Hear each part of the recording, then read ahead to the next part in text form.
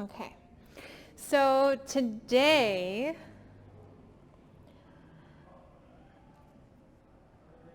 I want to do a recap of our talks previous. So this is the 6th one. We've had 5 before this, and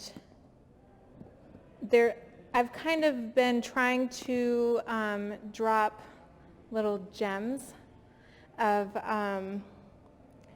my philosophy into each of these talks so that you can kind of follow me through my perspective to see why I've arrived where I've arrived.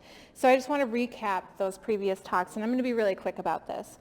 So number 1, in the very first talk, I spoke about how our country is run by psychopaths. And if you don't agree with that,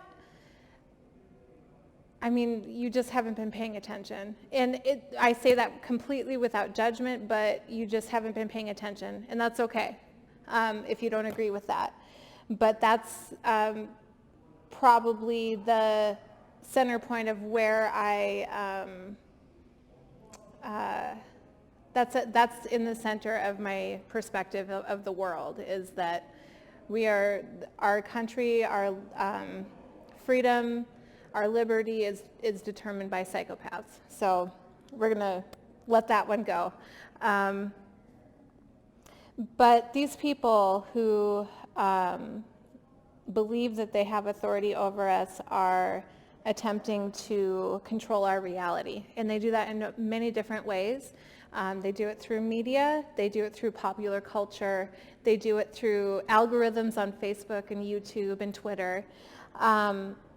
But any way that they can persuade us into the behavior that they would like, these people take advantage of that. So with that in mind, I think that it's really important to remember that these people have an authority because we give it to them. And we are actually much more powerful than we think that we are, that we give ourselves credit for. And so part of that assumed authority that we give these people is that they know better than us and that they have our best interests at heart. That's kind of the assumption that you have to make if you're willing to let somebody claim that they have authority over you. And I think that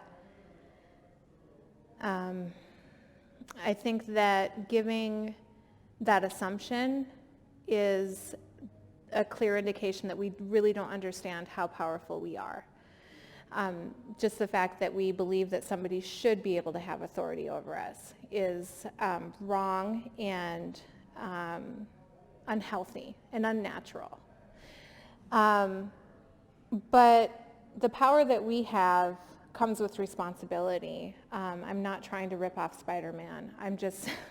It really is true. If you are capable of creating change in the world, if you're capable of creating anything in the world, there's a responsibility in that. And if we are willing to accept the power that we have to also accept that responsibility.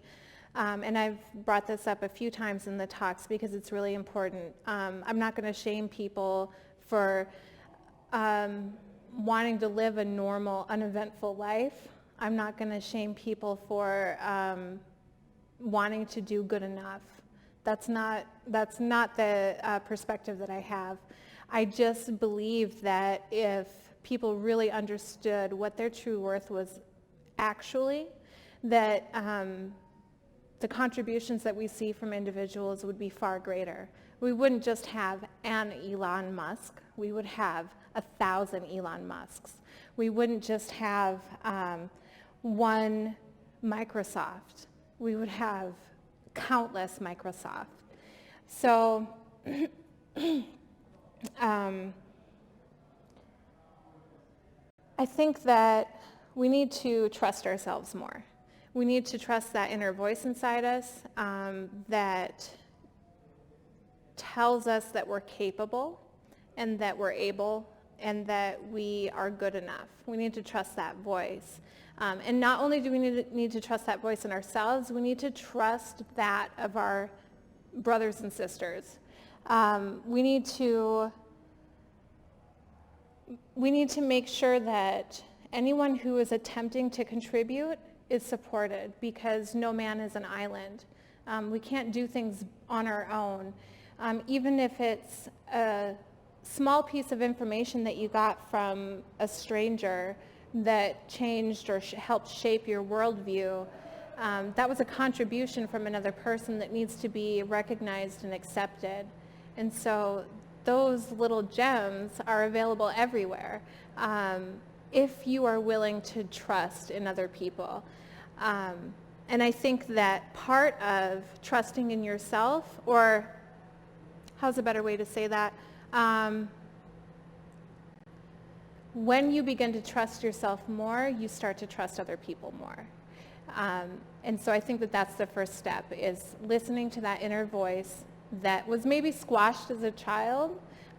You have the ability to bring that out at any time you want. So I would encourage people to bring that out, to listen to that voice and to trust that voice, and to do everything you can to venerate that voice, to be worthy of that inner voice. So that's kind of encompasses all of the previous 5 talks.